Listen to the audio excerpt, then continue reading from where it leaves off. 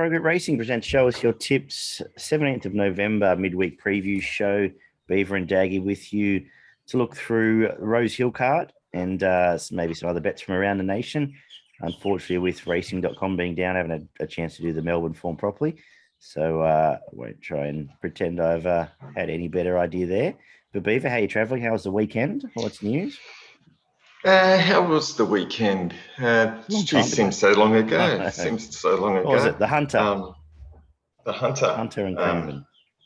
Look, I think, Cranbourne was it was a tricky affair. Really hard to get a guide. The track was heavy. It was quite odd because a few horses that seemed to go in the wet didn't go, or just didn't seem to perform. So it was a bit of I always treated Cranbourne a bit like Hawkesbury. I think the form doesn't mean a lot coming out of it. I'm not going to be following any real performances from there, especially in the wet. So just go, it happened, and we all move on. But I think we both found King Magnus in the feature. We found a couple others throughout the day, which were good. So it wasn't. King Magnus. King Magnus was a good win. It was been racing in good company races and performing well. So it was a very good win. And you were pretty happy to stamp Lost and Running in the Hunter. That was a fairly easy watch. Yes. Yeah, it was a very good ride, that one. Just kept it out of trouble.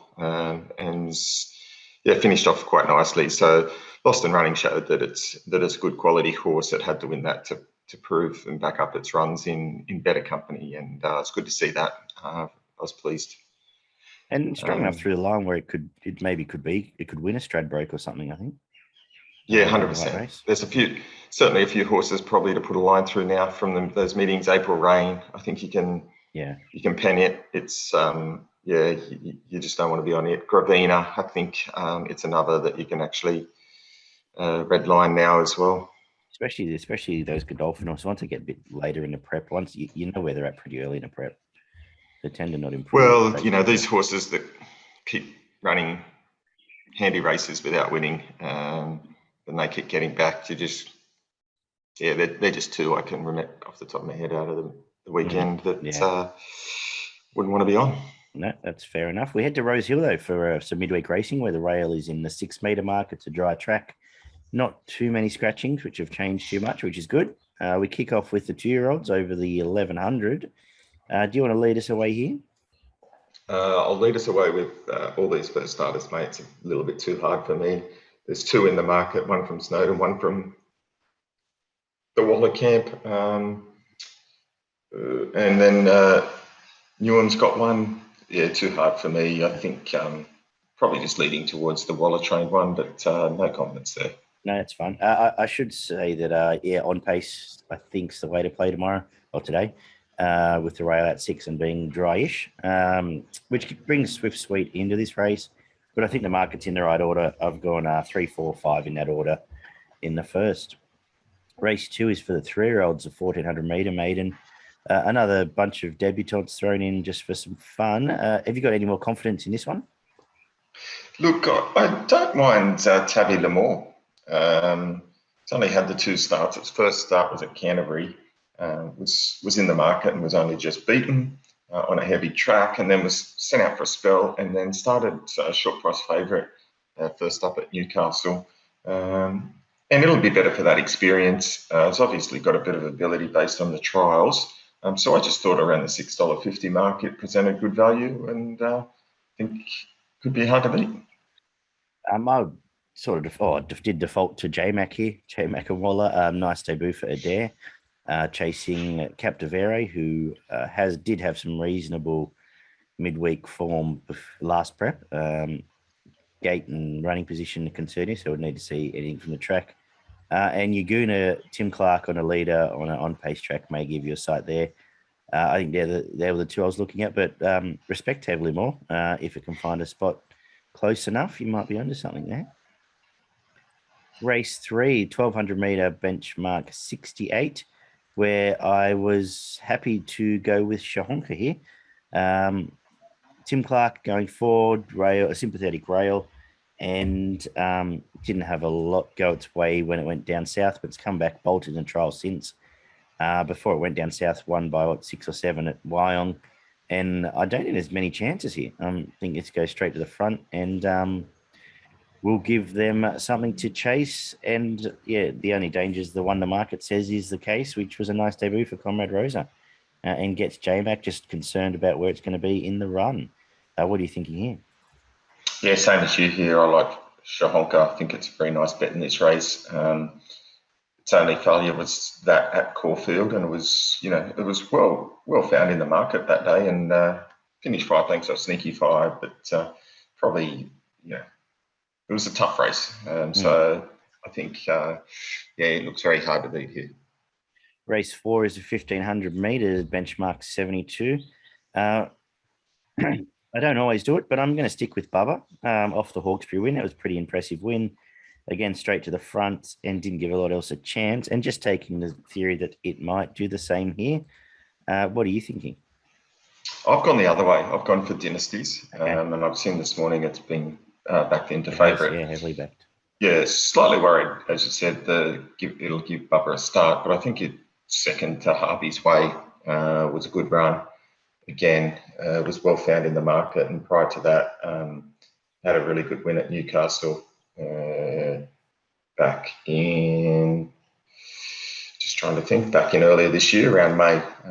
So, yeah, I think it looks a very nice bet. I'm happy to play Dynasties. Race 5 is the benchmark 72 over the 1,800 meters. Wow, this is tricky. Could you separate some of these?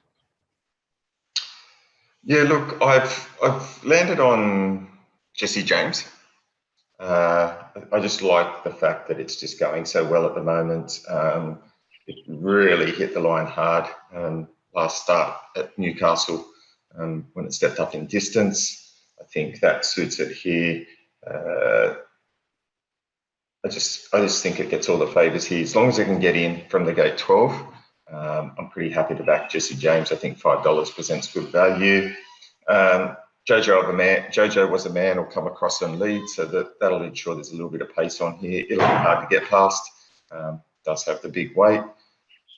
I've got a bit of watch on Good Omens. It was pretty close at Randwick last start. Didn't finish that far off him. Jojo was in that as well. But all that form sort of ties in together. So I'm going outside of that and looking for Jesse James. Yeah, I thought Jojo's man was pretty good last start, stuck outside lead. And if it can get onto the couple of Borderhouse runners concern me here, but if it can get close enough to control from the outside gate, I think it'll definitely give a sight. I think they're the main two, it and Jesse James. Didn't know what to do with Zuden. I thought that wasn't a bad win, chasing the rated, but I don't know where that fits here. And then the rest, I think there's just bits of the market that are taking up percentage, and you can back both the 2 and the 5 each way and hopefully get a result from it. So that was why I was looking as well in a wide open contest. Race 6 is the 1,500 meter benchmark 72. I like the resumption of Too Much Caviar. I like the fact it's drawn here to pretty much bounce straight on pace. And I like the fact that I don't think there's a lot of chases here. So a bit surprised it's still $3.40, to be honest. Maybe with people are scared of the wall runner. But happy to be with Too Much Caviar here. Yeah, I thought the same. It was well found first up and won accordingly. Looks to have a bit of ability. And you're right, it's drawn inside, should jump on the front. And you'll have a pretty good guide if the rails and being forward is favourable, and if it is, it'll start much shorter than this. But it looks pretty good. And as you said, the Waller train, bit of a question mark here. The import who seems to be improving with every run in Australia. Race 7, we wrap up the day after benchmark 72 over the 1,300 meters. What are you doing in the last? Yeah, tricky affair here. I think the top two have it between them, Zarastro and Ruba Moss. I've just gone for Ruba Moss based on the better draw and the price. Just think it might get a bit more luck in running, and therefore I'm going to go that way in the last. I'll flip it around. I love the win of Zarastro first up. I think it did it in second gear almost. Obviously, JMac sticks here, so Waller thinks it's I assume thinks it's a better horse. But Rubenos will get the map favors on it, so we'll know which way that's headed by the end. Was Glenn always riding this? Has there been a jockey? Hang on. No. Nash. Which one? Nash. Rubenos. Nash was on it last night when I did the form. So Yeah, same. I'm just he's looking obviously at things. hopped off. I don't think it looks like Nash is not riding. riding. Yeah, just looking here. Yeah, Nash. Late rider alterations. Okay, so yeah, Glenn's on now for Nash.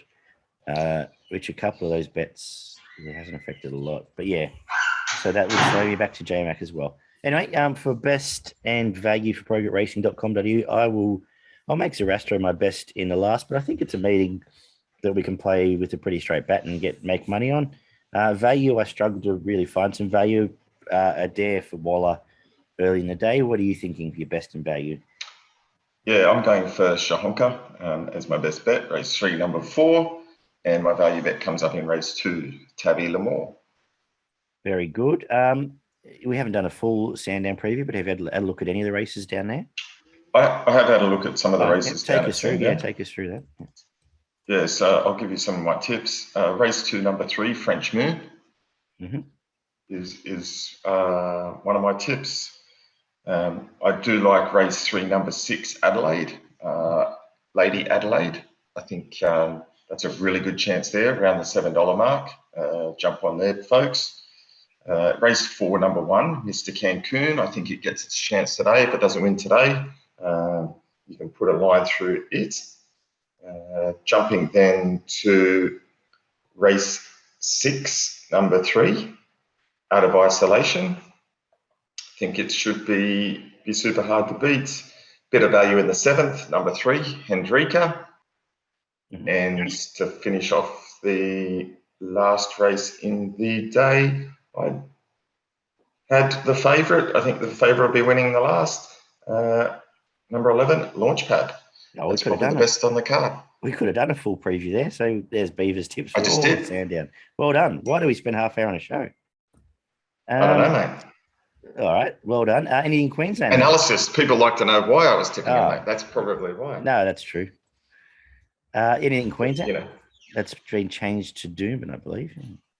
Yeah, got a couple up in Queensland. Race 2, number 10, Dual Flight. Should be winning.